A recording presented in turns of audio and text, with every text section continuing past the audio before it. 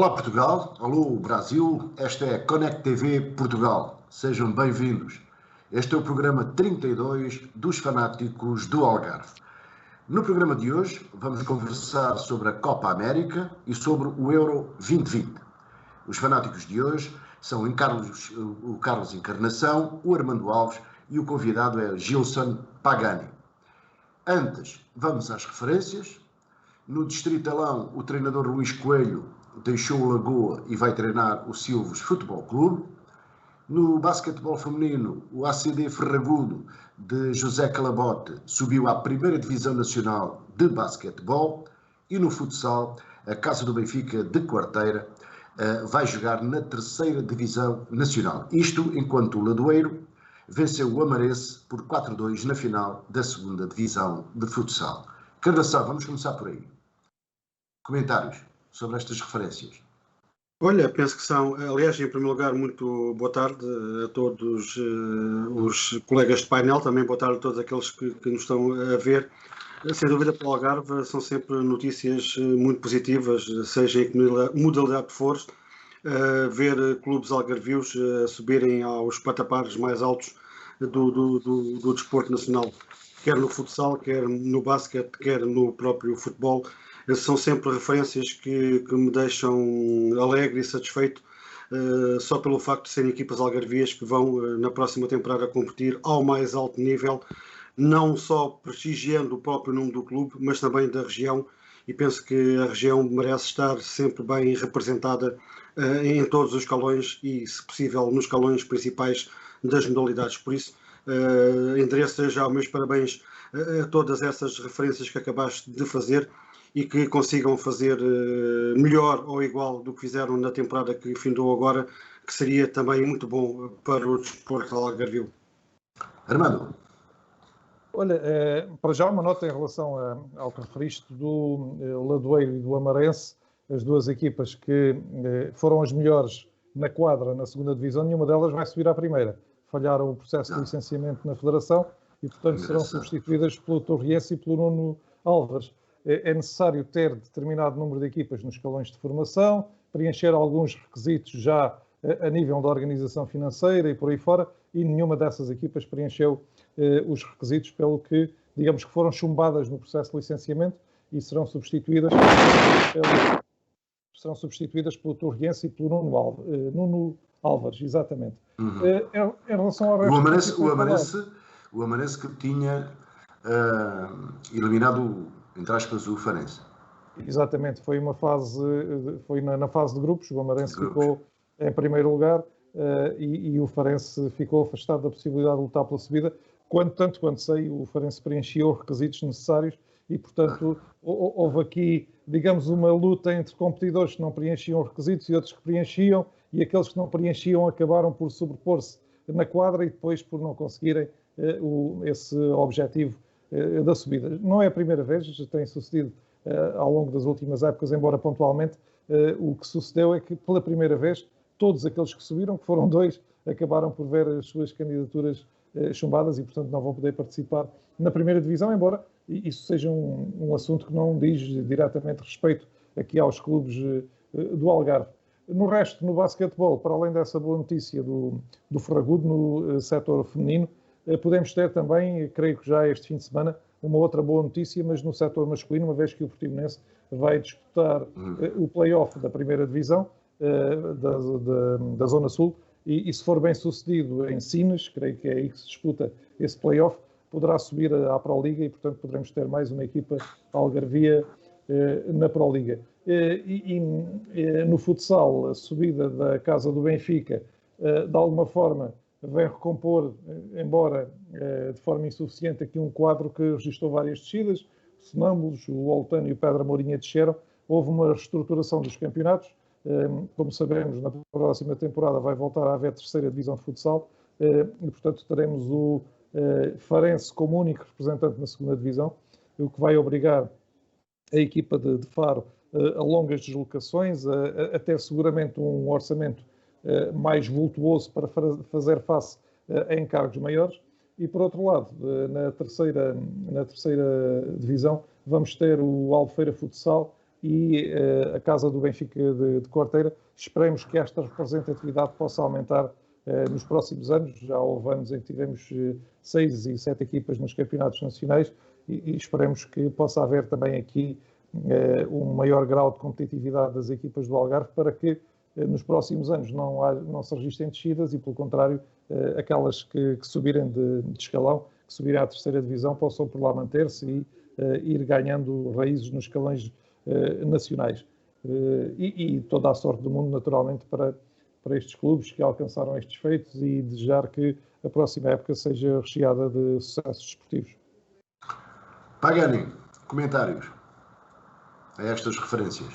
Olha, fico muito triste por ver meu Loretano Futsal cair de divisão. Também a gente tem que compreender que foi um ano muito complicado em todos os aspectos, né, por causa da pandemia. São determinadas situações, principalmente no futebol, de patrocínio maior, muitas vezes falha por causa dessa situação também. Mas espero, e sou da opinião do Armando Alves, que possamos também nos organizar melhor, entendeu? Para que os próximos anos possamos ter mais vitórias e mais sucesso e a juventude poder aproveitar essa oportunidade também. Muito bem. Vamos então passar para a Copa América e vamos começar por aí, Pagani. Inicialmente estava previsto para a Colômbia e para a Argentina. A 47ª edição da Copa América acaba por se realizar no Brasil, mesmo com o agravamento dos casos do Covid-19, de ameaças de boicote e até de ações em tribunal para impedir a realização do evento. Comentários? Olha, sobre a Copa América eu participei de longe, mas atento, principalmente a briga política que está tendo no Brasil, né? É a esquerda contra o Bolsonaro, e o Bolsonaro, com alguma coragem, ele aceitou a Copa América, que eu, na minha opinião particular, achei que foi bom, porque se o Campeonato Brasileiro continua, se a Sul-América continua, a Taça Libertadores continua, não estou vendo aqui problema para que a Copa América não possa fazer os jogos, né? Gostei de alguns jogos que eu vi. O Brasil e a Argentina em cada grupo estão em primeiro lugar. Já lá vamos aí. Tá bom. Exato. Armando. Olha, eu sempre defendi, mesmo há cerca de há um ano e pouco, quando fomos confrontados com este problema da pandemia, que havia todas as condições para que o desporto, pelo menos o de alta competição, prosseguisse a sua atividade, uma vez que é das áreas mais testadas, com mais apoio médico, com maiores cuidados. A prova disso é que agora no Euro estive em estádios lotados e senti-me em perfeita segurança, porque as pessoas que lá estavam todas elas testadas, tinham uma pulseira a indicar precisamente isso mesmo, só entravam as pessoas que estavam testadas, e portanto há condições, com a organização, com o método, com todos os cuidados de saúde que sejam possíveis perante a pandemia, há todas as condições para que o desporto prossiga, naturalmente com algumas restrições em alguns locais, não podendo, neste ou naquele local onde há um foco maior da pandemia, os estádios estarem lotados, mas sim apenas a 15% ou 20% ou 30%, aquilo que se entender, mas a verdade é que acho importante que o futebol prossiga, que tenha o seu curso normal, e naturalmente é isso que está a suceder na Copa América, que primeiro era na Colômbia, depois na Argentina, depois passou para o Brasil, e tanto quanto se sabe, nas cidades onde tem havido jogos, não tem havido surtos excepcionais de pandemia. Portanto, isso significa que as coisas devidamente organizadas, devidamente controladas, com todos os cuidados que naturalmente importa ter, podem de facto decorrer, realizar-se e inclusive até terem a presença de público. E portanto, como o Pagani disse muito bem, não fazia sentido num país onde decorreram já os campeonatos estaduais, estão a decorrer as provas de âmbito nacional, porque é que não pode decorrer uma competição internacional? Não fazia muito sentido e está a decorrer, e tanto quanto se sabe, a todos os níveis, com total normalidade, nem sequer, creio até, não tenho esse registro, mas tanto quanto sei, até com menor número de casos de Covid do que propriamente no europeu que se está a realizar aqui no nosso continente. Portanto, vamos esperar que até ao fim a prova decorra com total normalidade, em todas as condições de segurança e que tudo se decida no campo desportivo, sem muitos casos de Covid a atrapalhar as equipas participantes. A única que teve um verdadeiro surto foi a Venezuela e, tanto quanto se sabe, já está ultrapassado. Encarnação, comentários.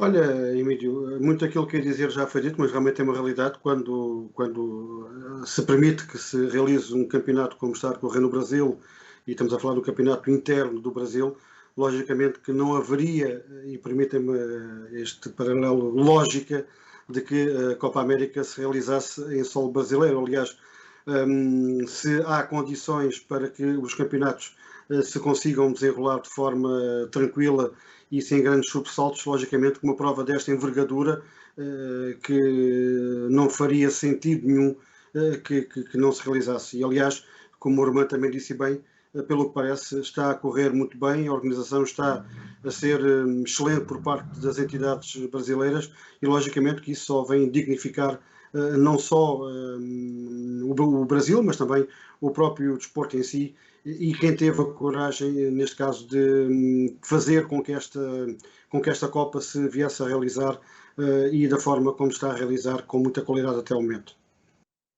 Muito bem, vamos então passar para a parte da competição. A competição está dividida em 2 grupos de 5 seleções, curiosamente com os Tubarões no grupo A e o Brasil no grupo B. Como é que vocês têm visto até agora 4 jogos desta Copa América? Começamos por si, Pagani. Olha, eu assisti a Colômbia e acho que a Colômbia perdeu muito com a saída do Carlos Queiroz. Aí você me pergunta por quê? Porque o futebol sul-americano não é muito de tática e a Colômbia regrediu. A Colômbia contra o Brasil faz um golo muito bonito, até o jogador do Porto fez um golo espetacular. E a única coisa que eles fizeram depois foram recuar, uma coisa que o Brasil é forte, e perderam e foi até castigado no último minuto. Acho o nível, com sinceridade, um pouco baixo. Acho que o Messi ainda não consegue jogar o que ele joga no Barcelona na seleção argentina. Por outro lado, eu sou suspeito de falar porque eu não gosto muito do futebol dele. O Neymar tema em também não estourar como um jogador profissional, sabe? Ele quer ser um jogador, mas também quer ser uma vedeta fora do campo pelas piores notícias. Então vejo que é bom, como o Carlos Encarnação falou, é bom para o país, é bom para o desporto, mas vejo um campeonato com nível, na minha opinião, um pouco baixo daquilo que eu esperava. Vejo a Venezuela, que é incrível que pareça, é um país que está num conflito econômico e social terrível, e o Peseiro ainda conseguir, através da Covid, colocar uma equipe dentro do campo. É de bater palma, é de bater palma, que ele já está passando uma situação muito complicada.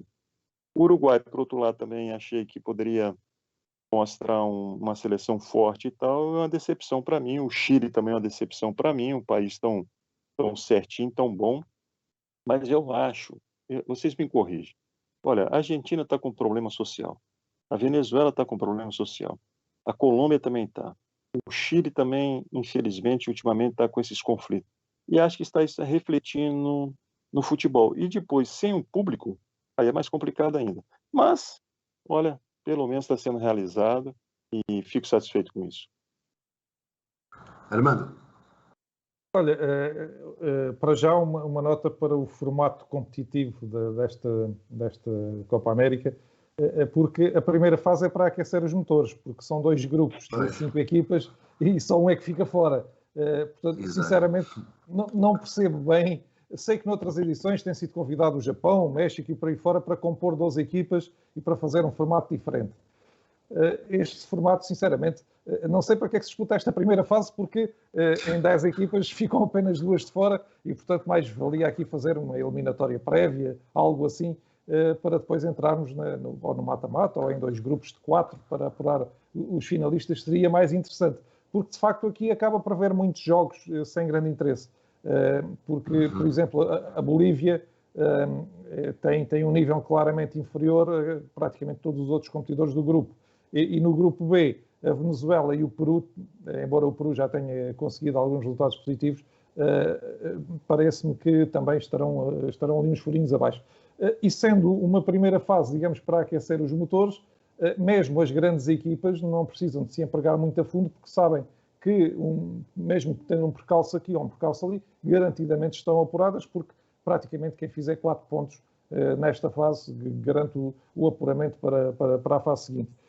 Tem-se visto mais um ou outro lampejo individual. Ainda não vi dos jogos que vi, e naturalmente não os vi todos, até porque muitos decorrem pela madrugada aqui em Portugal. Dos jogos que vi mais uma ou outra ação individual do que propriamente aquelas equipas que nos entusiasmaram em anos recentes. Eu lembro-me, por exemplo, que o Chile ganhou 2 edições consecutivas, o Uruguai também brilhou na Copa América, para não falarmos na Argentina e no Brasil, mas estas 2 seleções que nos mostraram um coletivo muito forte em edições recentes, sobretudo o Chile, neste momento não se vê aqui um conjunto que nos encha os olhos, digamos assim. Embora, naturalmente, que o Brasil tem muito mais individualidades e joga em casa, há toda uma série de fatores. É a única equipa só com vitórias e, naturalmente, é a grande favorita para ganhar esta Copa América.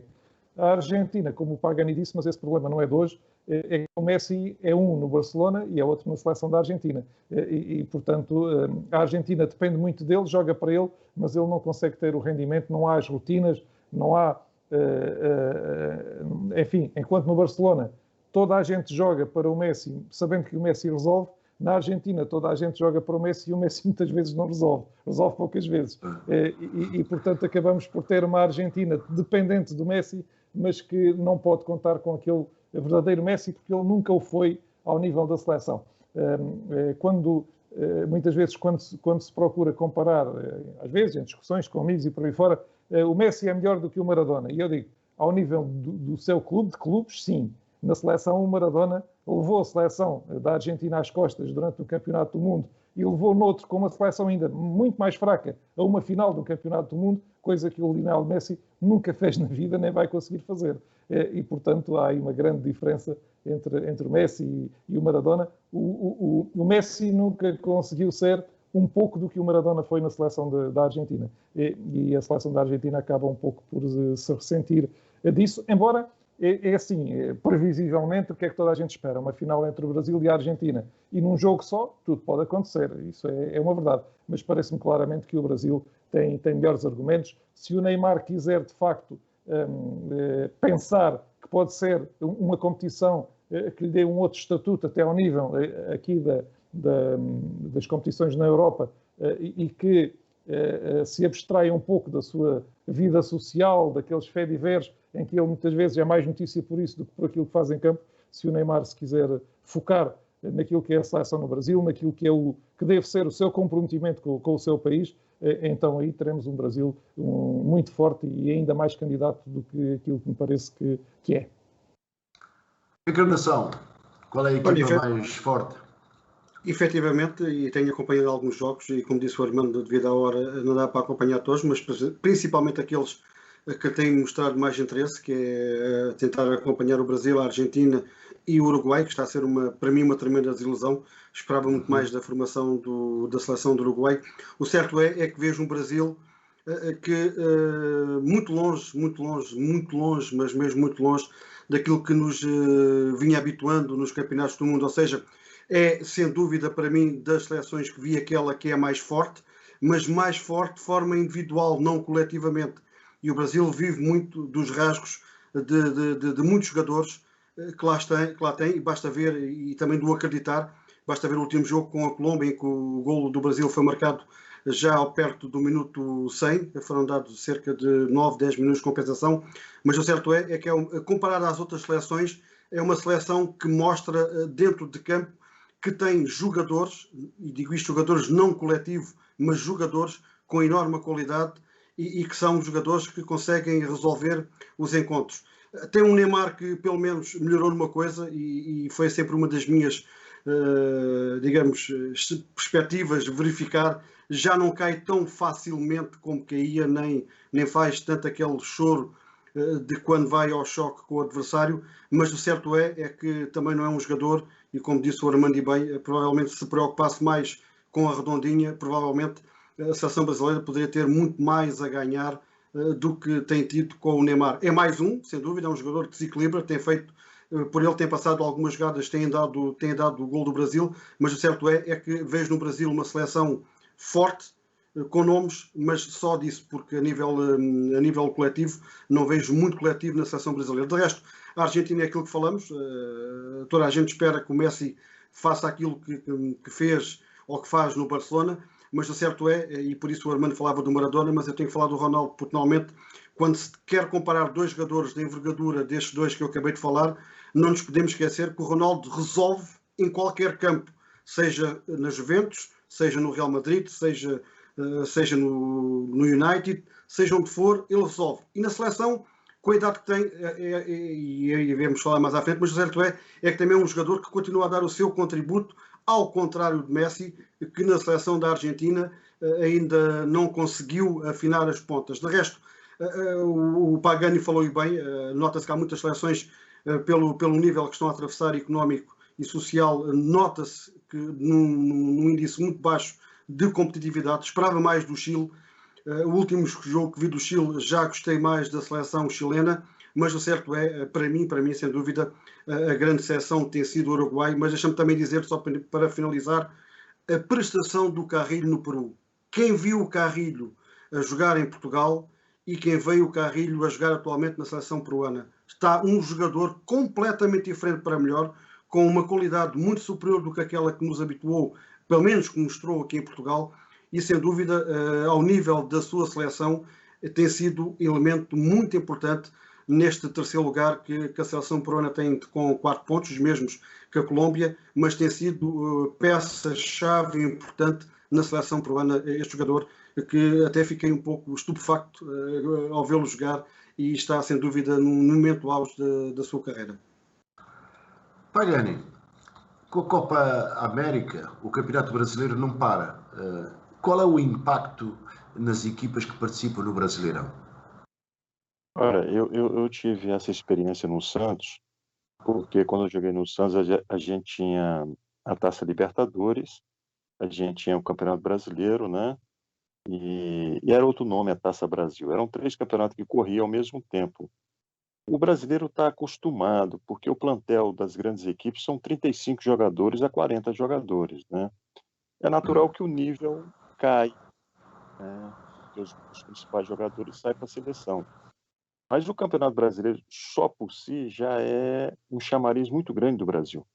Entendeu? Palmeiras, Flamengo, Grêmio, Internacional, o próprio Atlético. O Atlético gastou muito dinheiro, está gastando um absurdo com o Hulk, que está se dando bem também. Então, acho que o impacto nesse ponto não foi afetado. Naturalmente, eu acho que quando a Copa América começar a chegar já à sua semifinal e final, aí é capaz de mexer um pouco. O Campeonato Brasileiro ser um pouco prejudicado. Mas até agora não. Eu tenho visto um bom Campeonato Brasileiro, o Flamengo está em forma, o Palmeiras tem feito um campeonato mais ou menos regular, né? Agora perdeu. E o que me chama atenção no Campeonato Brasileiro é a equipe do Atlético. Não sei se vocês repararam uma coisa muito interessante. É a equipe que mais deve no Brasil e tem um plantel monstruoso. O Brasil é um traste, né? É uma equipe que deve muito, mas tem um melhor plantel e o orçamento mais caro. Então é o Brasil, entendeu? Armando, qual é o impacto? No Brasil, se fossem parar o campeonato para a disputa da Copa América, não havia datas que chegassem para as competições todas que existem no Brasil. Exato. Porque temos ali 2 meses, 3 meses de estaduais no início do ano, não é? E depois começam, há outras competições, inclusive no Nordeste está a Copa do Nordeste, por exemplo, entre os clubes dos vários estados do Nordeste.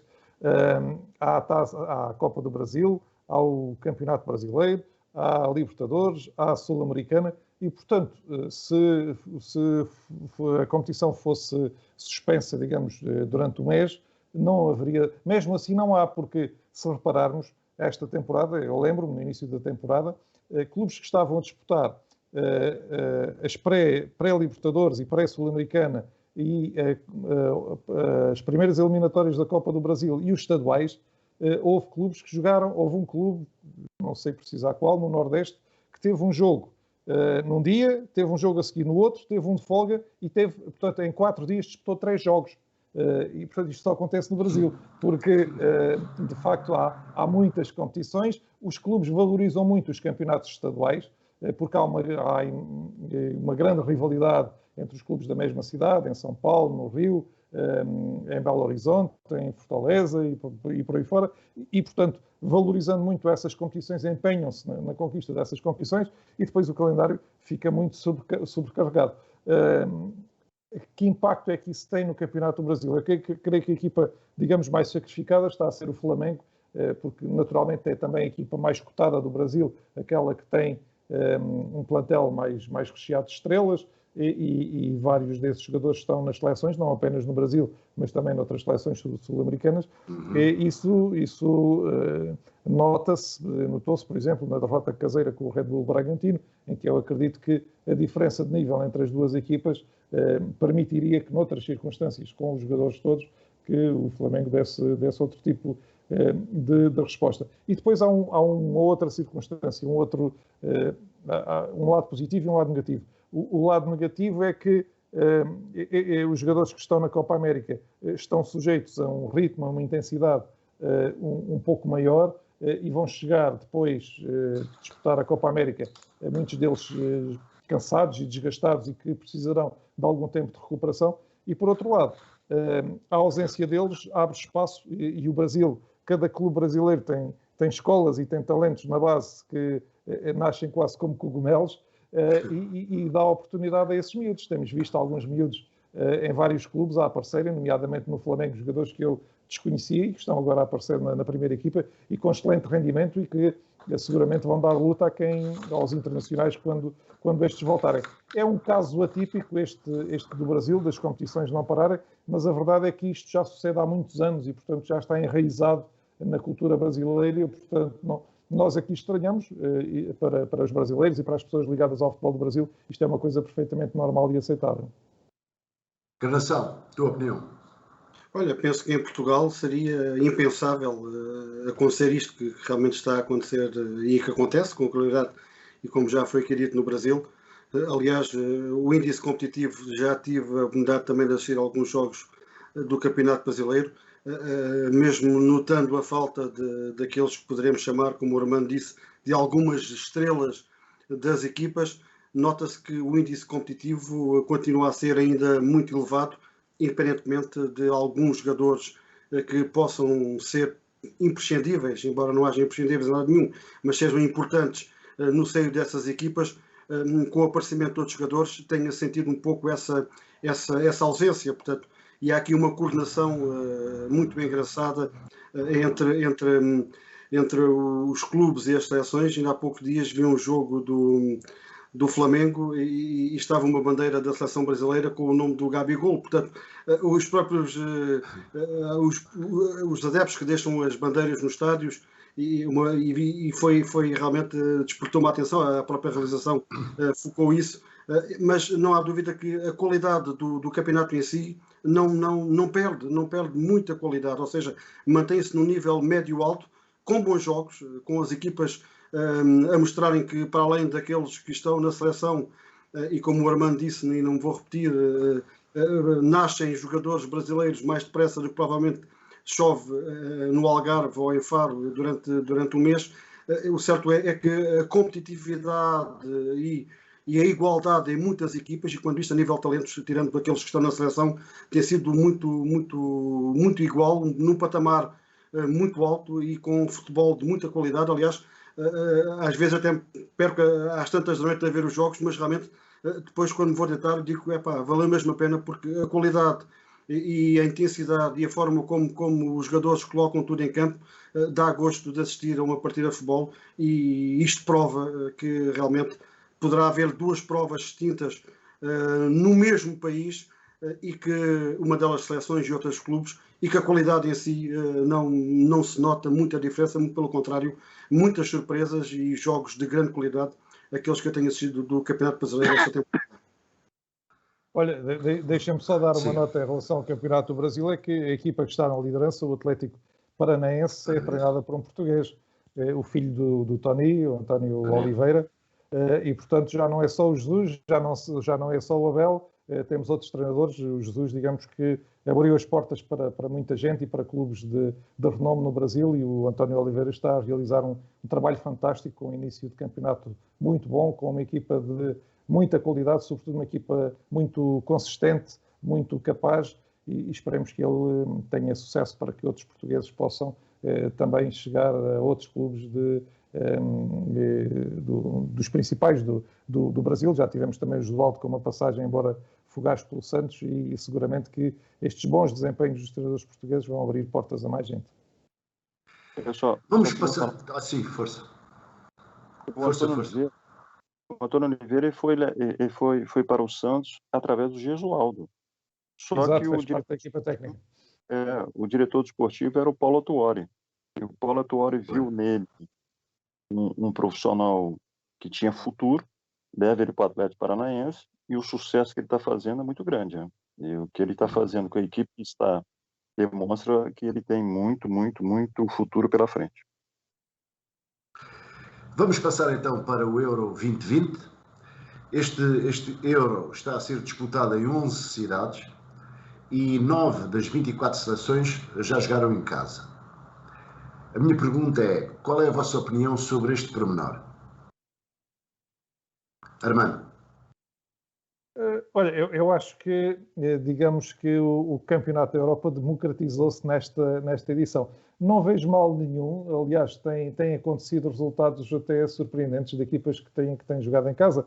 Por exemplo, em condições normais, seria um pouco inimaginável vermos a Alemanha empatar em casa com a Hungria, vermos a Espanha empatar com a Polónia e com a Suécia, e, portanto, o fator casa não tem sido particularmente relevante. Por exemplo, a Hungria foi à Alemanha empatar 2-2, e a maior derrota da Hungria no grupo foi precisamente em casa, contra Portugal por 3-0. Ou seja, estes jogos do europeu, até por haver gente de vários países dentro do estádio, não há aquele peso do fator casa como há num jogo das eliminatórias para o Campeonato do Mundo ou para o Campeonato da Europa, onde há toda uma organização, toda uma estrutura dirigida pela seleção da casa. E a prova disso é que nós temos, por exemplo, jogos em que a equipa que joga no seu país é considerada a equipa visitante para a UEFA por ordem do sorteio. E nas bancadas está também muita gente do outro país. Enfim, há um registro diferente, há uma atmosfera diferente, e não me parece que essa circunstância, que esse fator casa esteja assim tão presente e tenha determinado. A prova é que a Alemanha, que jogou todos os seus jogos em casa, esteve à beira de ser eliminada. Aliás, esteve fora do Campeonato da Europa durante largos minutos da noite de ontem. A própria Espanha esteve em dificuldades até ao último jogo.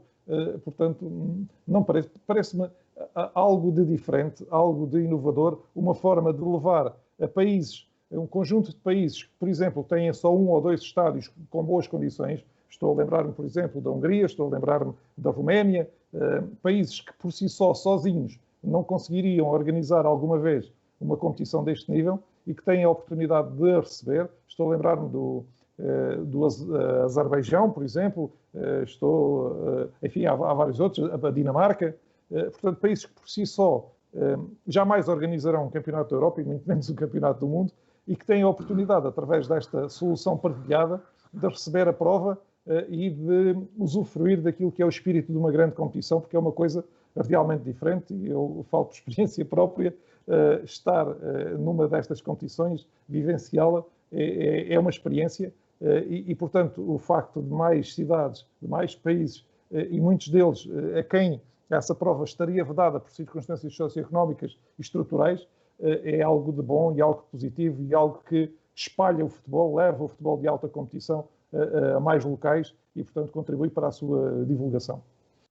Intervenção, vou acrescentar ainda que das 9, 3 já saíram, ou seja, a Hungria, a Rússia e a Escócia, que fizeram 2 jogos em casa, já saíram, mas aquelas que fizeram 3 ficaram todas, como é a Itália, a Holanda, a Espanha, a Inglaterra, a Alemanha e a Dinamarca. Comentário. Olha, eu concordo e subscrevo na totalidade as palavras do Armando, mas não nos podemos esquecer de uma coisa. Uma coisa é termos estes estádios, estas cidades, as seleções a jogarem em casa, sem público, e outra coisa é terem estes estádios, estas seleções a jogarem em casa, mas com público. Portanto, a diferença é abismal e basta ver Hungria-Portugal, por exemplo, é daquilo que, logicamente, imaginemos o Estádio da Luz com 60, tivesse uma lotação de 60 mil espectadores, em que 40 mil fossem portugueses e 20 mil fossem húngaros. Portanto, penso que a única diferença que está aí, e penso que talvez a UEFA tivesse pensado muito bem e ter dito há pouco e voltou a dizer, concordo plenamente com o que o Armando diz, mas certo é, estamos a falar de jogadores que levaram uma época inteira sem público, sem jogar, sem Liga dos Campeões sem público, sem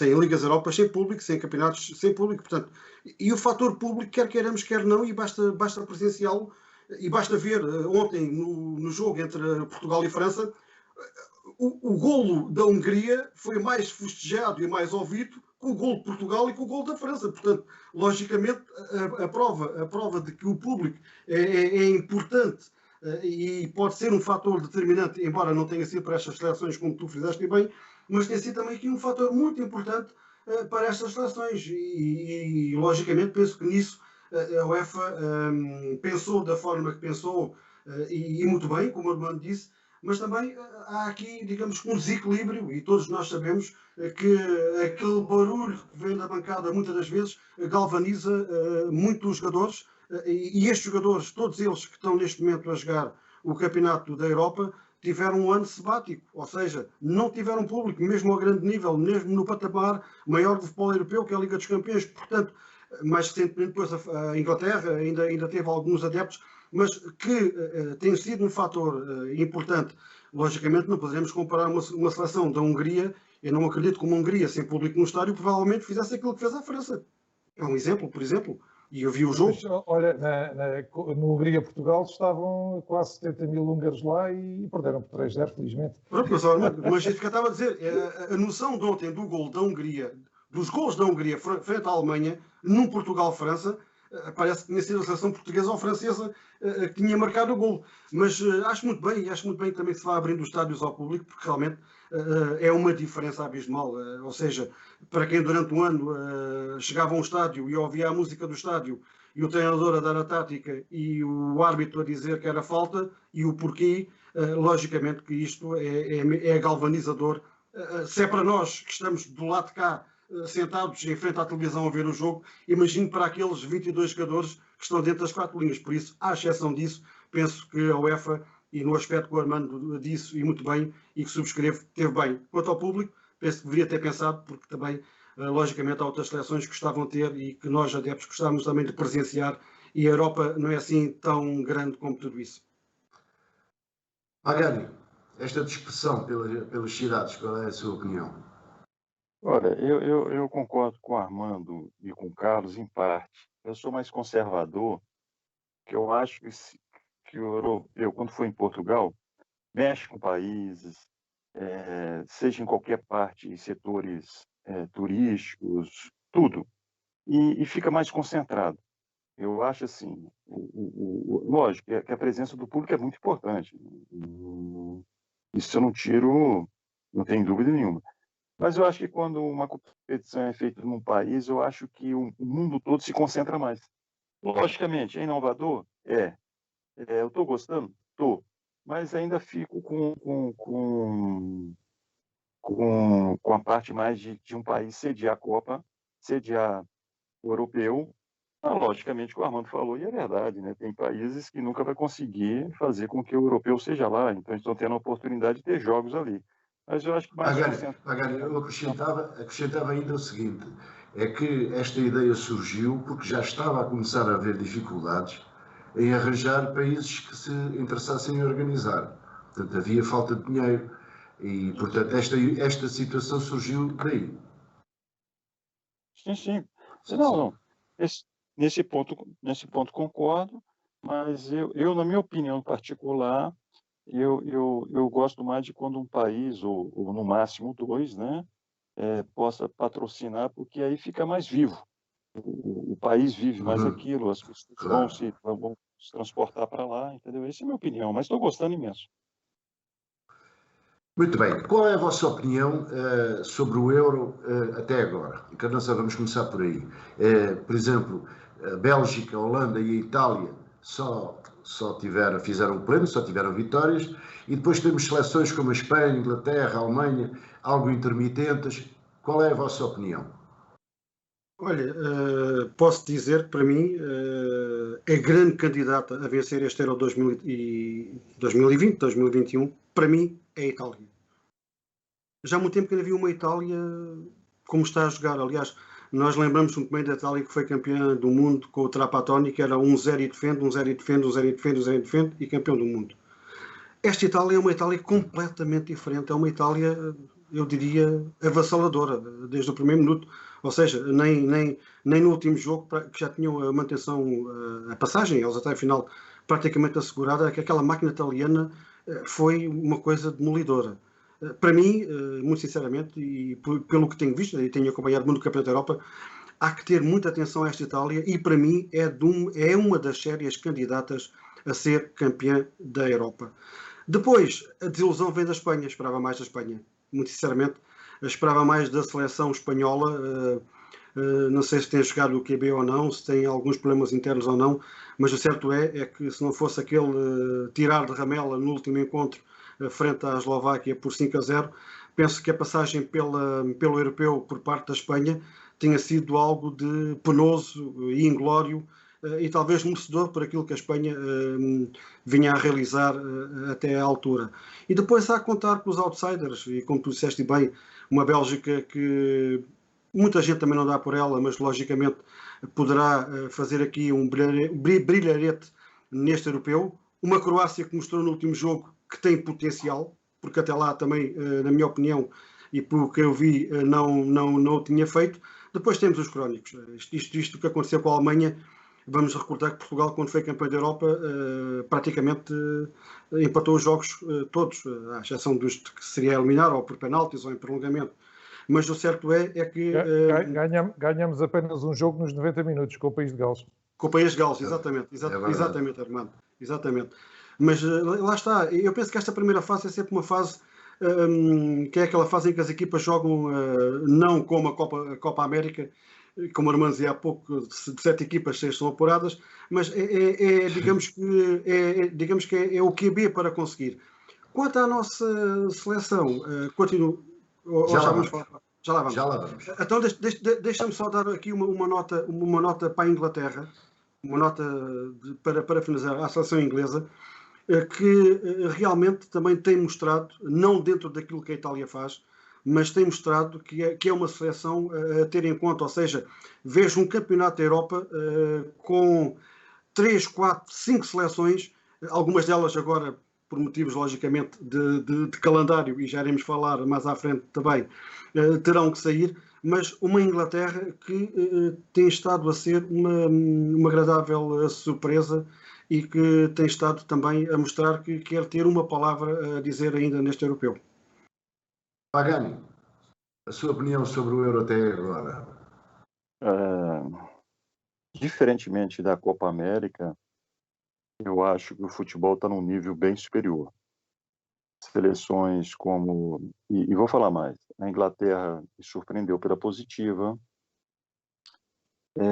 A Suécia também me surpreendeu, apesar das suas limitações. A Bélgica tem feito alguns campeonatos bons também. Portugal está enfrentando uma coisa que agora o Fernando Santos até falou, mas muito de leve. Portugal agora está sendo visto como uma potência no futebol, né? E isso pesa um pouco, as equipes entram com mais respeito e aí dificulta um pouco.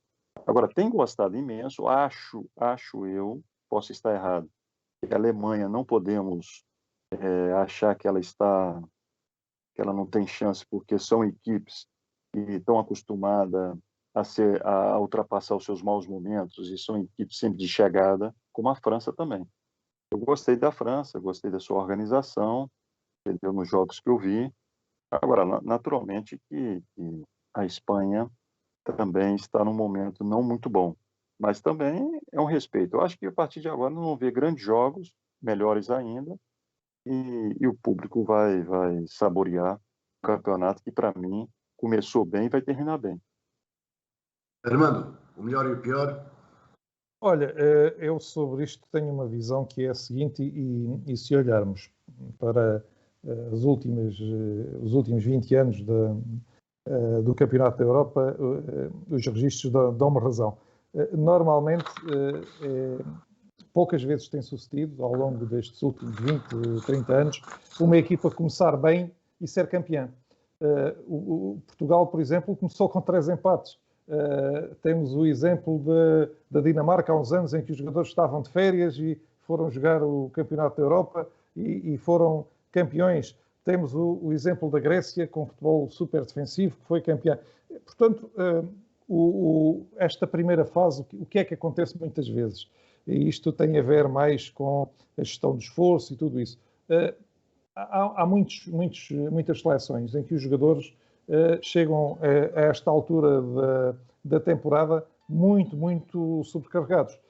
E o que é que acontece? Quando chegam à seleção, há ali um espaço de algumas semanas em que o trabalho é dirigido mais na recuperação e depois é que se começa a trabalhar os níveis de intensidade e por aí fora. Porque é praticamente impossível, no final de uma temporada desportiva, manter os jogadores a um alto nível competitivo durante um mês no final da época. Portanto, o que acontece é que há seleções que começam menos bem e que depois vão subindo, há outras que começam muito bem e que depois vão descendo. E nós temos, eu lembro-me, por exemplo, um dos melhores desempenhos de Portugal na fase de grupos foi no Europeu de Inglaterra, onde deslumbramos, ficamos em primeiro lugar no grupo. Quando chegou a fase de mata-mata, perdemos logo com a República Checa. Portanto, são ciclos. E o facto da Itália ter começado muito bem, eu gostei de algumas coisas da Itália, obviamente, não vou dizer que não gostei. Mas se olharmos para o grupo da Itália, País de Gales, Suíça, Turquia, bom, quer dizer, não estamos a falar de nenhuma potência, ou seja, a Itália ainda não teve um teste a sério, nem vai ter agora nos oitavos de final, onde vai defrontar a Áustria e a Itália é claramente favorita. E, portanto, há aqui um conjunto de fatores que me leva a olhar para tudo isto da primeira fase e a dizer, bom, esta foi uma fase que já se disputou, agora começa outra. E, portanto, nesta outra fase é que vamos ver quem são as equipas que estão, de facto, melhor preparadas para suportar um mês de competição e não apenas para suportar 10 dias de competição. E, portanto, os vários níveis de preparação, a forma como cada seleção geriu a sua participação no Campeonato da Europa, vai ser determinante para aquilo que se vai seguir. Para além também, num ou noutro caso seguramente, vamos ter decisões por penaltis, nos prolongamentos, haverá também uma pontinha de sorte, porque vai haver aqui jogos muito equilibrados. Mas o que me parece, sinceramente, é que os diferentes níveis de preparação, as diferentes abordagens dos treinadores, as diferentes cargas físicas que foram ministradas no período de preparação para este europeu, é que nos vão revelar quem são as equipas que a partir de agora estarão em melhores condições, embora haja naturalmente 3 ou 4 em que toda a gente acredita que pelo menos estes oitavos de final irão ultrapassar. Muito bem, vamos então para falar de Portugal e do grupo de Portugal, portanto o denominado o grupo da morte, onde sobreviveram 3, com a França a ser o pior primeiro com 5 pontos. Vamos falar dos jogos de Portugal. Portugal-Hungria 3-0, Alemanha-Portugal 4-2 e Portugal-França 2-2. Pagani, opiniões sobre estes 3 jogos? Olha o som. O som. Deu? Deu. Sim. É como eu falei, Portugal agora é visto de uma outra maneira. Começou muito bem o primeiro jogo, achei até muito tarde os golos aparecerem. Também achei que a Hungria também fez um bom jogo, né, que eles poderiam esperar, né? Mas contra a Alemanha, eu acho que a Alemanha teve um jogo muito bom e Portugal não teve tão concentrado quando estava com um resultado negativo. Entendeu a situação? Eu acho que Portugal entrou bem mentalmente, mas não esperava receber um choque assim tão forte logo da Alemanha. E aí desmoronou-se. Na minha opinião, foi o pior jogo de Portugal. Achei ali, até o próprio Fernando Santos ficou um pouco embaraçado. O jogo contra a França, eu vou destacar um jogador que entrou e me chamou muita atenção, que foi o Palhinha. Eu não sei se é reparado, depois que o Palhinha entrou, ele entrou com uma segurança, com uma personalidade. Portugal também tem uma coisa que é fundamental. Portugal tem um banco de reserva muito bom, é um grupo muito bom. Todos os jogadores que entram e você não vê muita diferença entre um e o outro, né? Então, eu achei que contra a França uma equipe diferente, uma equipe que teve em largos momentos da partida, teve bem. Logicamente que a França também mostrou seu futebol, teve que se empenhar, né, muito bem também. Agora, destaque também um outro jogador que tem sobressaído muito, que é o Rui Patrício. O guarda-redes adulto, um guarda-redes que tem demonstrado uma segurança enorme. Nesse jogo, a mesma coisa. Destaco pela negativa, vocês vão me desculpar, mas acho que o Pepe não está tendo perna para acompanhar alguns lances. Ele já está sentindo a idade de pegar tantos jogadores novos e que um para um é complicado.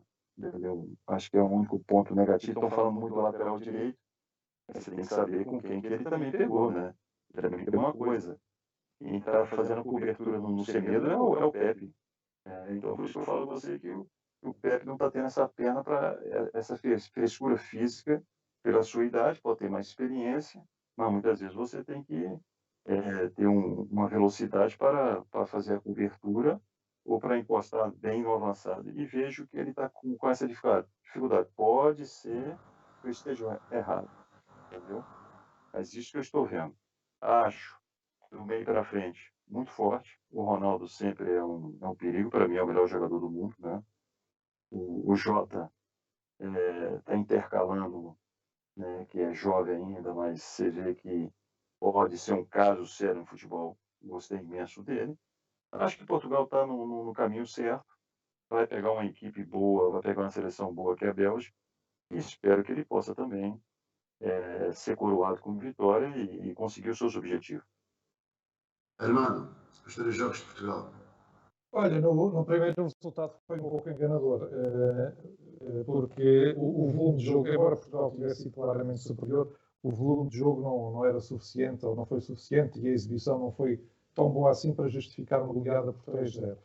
E isso terá sido de alguma forma ilusório porque, digamos que tapou com uma peneira algumas coisas que não estiveram bem e que foram mantidas para o jogo com a Alemanha, nomeadamente a utilização de 2 trincos muito iguais, com pouca mobilidade, com pouco raio de ação nas coberturas às compensações laterais. Mas como o jogo com a Hungria correu muito bem, olhando para o resultado 3-0, a tendência normal é, bom, ganhamos por esta margem, não vamos mexer nisto, não é?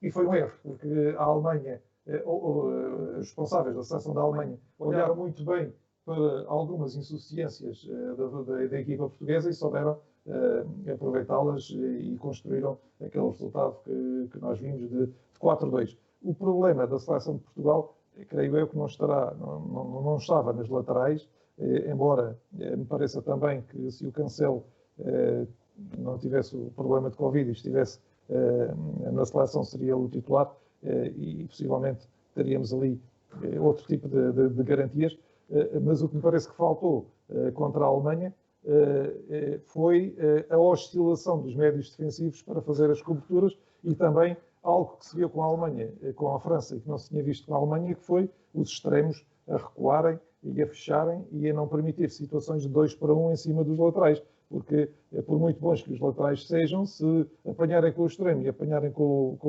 o defesa do lado contrário e ninguém os ajudar, pois haverá sempre situações em que a equipa adversária poderá situações de perigo. Foi isso que sucedeu com a Alemanha. Com a França, já tínhamos detectado esses erros com a Alemanha, toda a gente os viu, e o selecionador naturalmente corrigiu algumas coisas como se impunham, embora me pareça que há jogadores que o Renato entrou com toda a naturalidade na equipa e já o tinha justificado nas vezes anteriores, e como disse o Pagani, também parece que o Palhinha tem que jogar nesta seleção. Não tem o estatuto de ouro, mas é de facto dos nossos médios defensivos o jogador é a melhor forma. Por outro lado, e no aspecto, digamos, mais negativo, aquilo que eu verifico é que o Bernardo Silva, que esta época teve uma época relativamente apagada no seu clube, não tem conseguido, mas isso não é de hoje, nem é do ano passado, ao nível da seleção, não tem conseguido produzir aquilo que nós lhe costumamos ver nos clubes por onde ele tem passado. E por isso talvez já se justificassem ali outro tipo de soluções. De alguma forma, no jogo com a Alemanha, para além de termos dois médios muito estáticos e que não oscilavam muito, também tivemos o Bernardo a não vir muito atrás e a deixar o nosso lateral direito muitas vezes desamparado e perante dois adversários. Depois, agora com a França, corrigidos esses erros, ainda passamos ali por alguns sustos, porque de facto a França tem uma equipa fortíssima, tem gente de grande qualidade, sobretudo no meio campo e no ataque, e aquele segundo golo no início da segunda parte deixou presagiar algo menos bom, mas felizmente depois a equipa conseguiu reequilibrar-se muito à custa, de facto, do Palhinha, que conseguiu impor ali alguma ordem. Há uma jogada sensacional que tem sido repetida aí nas televisões, nos YouTubes e por aí fora, que é o Palhinha faz 2 tecos seguidos, recupera a bola e inicia um lance de ataque numa demonstração de capacidade, de pulmão, que não vimos nos jogos anteriores, nem ao Danilo, nem ao William Carvalho, e portanto isso é sinal mais do que evidente que o Palhinha tem que entrar na equipa. Encarnação, os 3 jogos de Portugal. Eu acho que tivemos jogos em que realmente tivemos jogos William Carvalho e jogos sem William Carvalho. Portanto, a diferença foi avassaladora, como devem calcular. E a prova provada é a entrada do Renato Sanches contra a Alemanha e aquele pontapé brutal que hoje ainda a barra da baliza do Neuer deve estar a tremer e que realmente só o Fernando Santos não percebeu, mas eu também não sou treinador de futebol, sou um mero adepto de futebol, que o William Carvalho, como dizia o outro, jamais teria lugar na seleção portuguesa, ainda mais quando o seu ritmo competitivo era muito abaixo daquilo que era desejável para representar uma seleção, e quando deixou de fora 2 jogadores, o João Mário e o Pizzi, com um ritmo competitivo completamente diferente do William Carvalho. Portanto, não me admirei nada que contra a França, e tive o cuidado de ver o 11 inicial de Portugal contra a França, e quando vejo o Renato Sanches e o outro jogador, João Moutinho. E o João Moutinho no 11 inicial, finalmente pensei que o Fernando Sanches tinha dormido bem, não tinha tido qualquer tipo de telefonema para que um jogador tivesse ou que fosse obrigado a jogar, e depois, realmente, quando se tem Palhinha no banco, e Renato Sanches, que também entrou nisso, mas estava no banco, realmente não se pode ter, e espero que os próximos jogos da seleção sejam bem diferentes e que o Fernando Santos pense que realmente, e como o Pagani disse muito bem, Portugal tem um banco fortíssimo. Agora, realmente não se pode, e aliás, contra a própria Hungria, se Portugal, e o resultado é muito enganador, e se aquele gol que a Hungria marca, por mero acaso, não é fora de jogo, se calhar provavelmente nós estaríamos a falar que Portugal estava de regresso a Lisboa. É tão simples como isto. E é desbloqueado num golo, e ainda bem que é desbloqueado num golo com alguma sorte, porque também faz parte do futebol, mas Portugal não foi tão avassalador quanto o resultado assim o indica. E contra a Alemanha voltamos a entrar com o mesmo sistema tático, ou seja, uma equipa que, e sempre fui uma pessoa que achei que o William Carvalho é um bom jogador quando uma equipa está a ganhar 2-1, 2-0 e tem que chegar e pegar no jogo e agarrar no jogo. Isto é um campeonato da Europa, isto é um campeonato em que os pontos valem uma qualificação e que é eliminado. Portanto, não estamos a falar de um campeonato. Ainda mais um jogador que não tem, fez poucos jogos pela equipa que representava pelo Betis Sevilha. Portanto, penso que era um erro e Fernando Santos, felizmente, a tempo retificou e sem dúvida que quer Renato Sanches, e estamos a falar do Moutinho, da idade do Moutinho, mas é um jogador inteligente, pensador, pega na bola, lê bem o jogo, tem uma visão do meio campo à frente muito diferente do William e incute alguma velocidade nos processos ofensivos da seleção portuguesa. Já para não falar do Palhinha, e aí concordo com o Pagani ou do próprio Rui Patrício, mas o Palhinha é um jogador, quer dizer, temos que dar o braço a torcer. Ele foi de uma qualidade extraordinária, aliás, nada que nós portugueses não soubéssemos, mas penso que Fernando Santos tem no banco, e é isto que depois também me deixa um pouco, se me permitem a expressão, irritado, é que há mais qualidade, ou tanta qualidade no banco da seleção portuguesa, como há dentro do campo.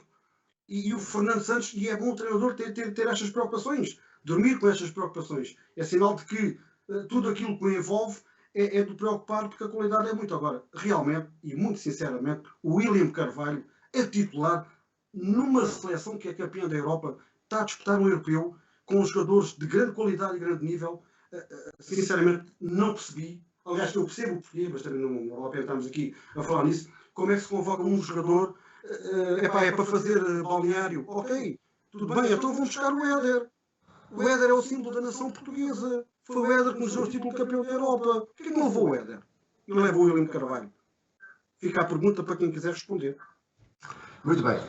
Meus amigos, o tempo está a esgotar-se e vamos fazer aqui uma espécie de um totobol sobre os oitavos de final.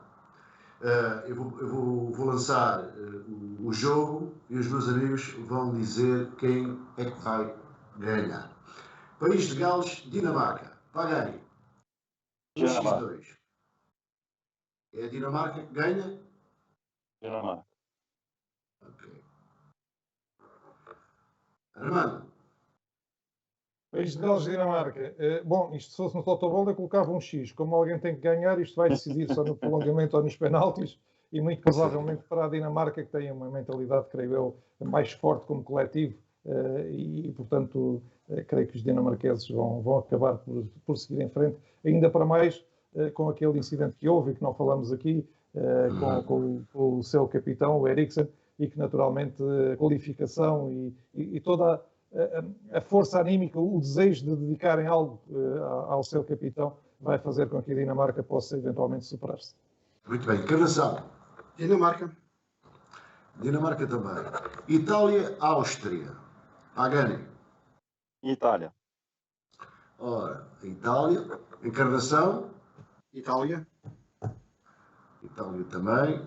E Armando? Itália, mas quem apostar nas casas de apostas na Áustria vai ganhar muito dinheiro aqui neste jogo.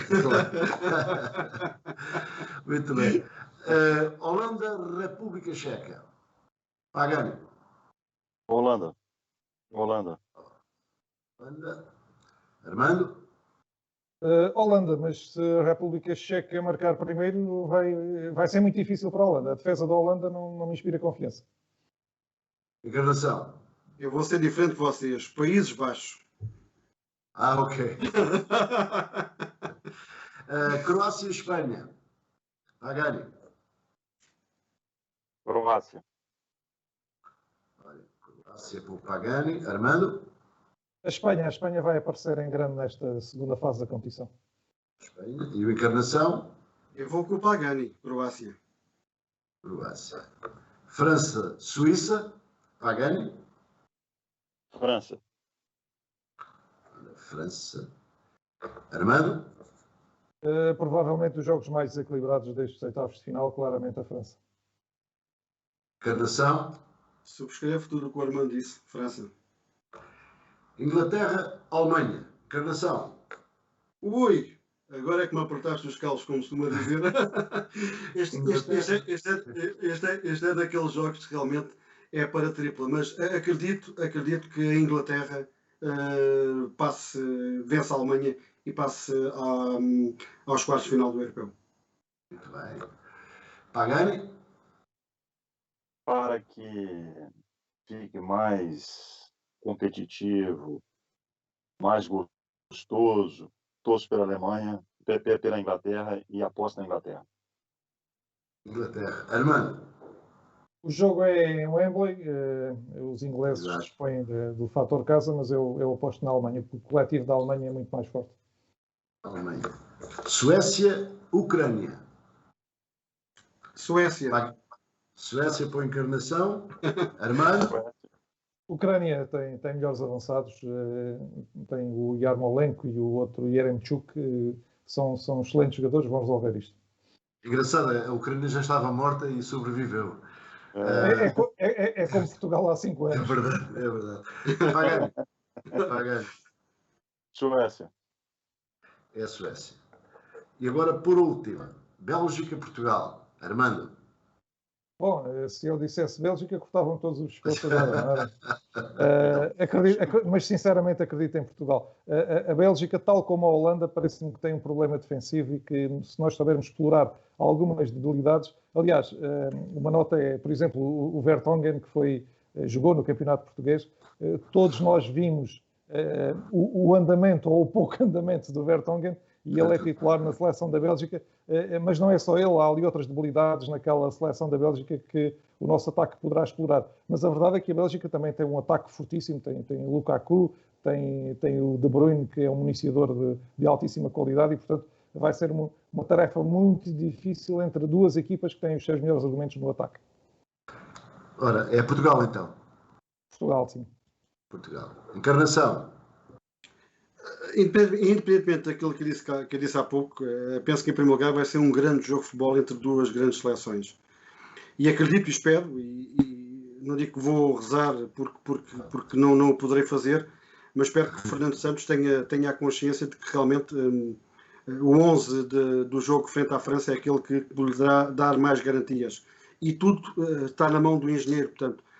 Mas acredito vivamente que Portugal e note o querer, a vontade, a força com que o Ronaldo incute, não só no jogo, mas nos companheiros de equipa, penso que Portugal, com maior ou menor dificuldade, vai passar e vai vencer a formação da Bélgica. Por isso, a minha aposta vai para Portugal. Ora, Portugal. E Pagani, antes de fecharmos, Pagani. Concordo, Portugal. Também Portugal. Sem nenhum considerando, está feita a aposta. Meus amigos, não temos mais tempo. Muito obrigado pela vossa presença. Espero que tenham gostado e voltamos na próxima quinta-feira. Boa noite. Boa noite. Um abraço a todos. Um abraço a todos.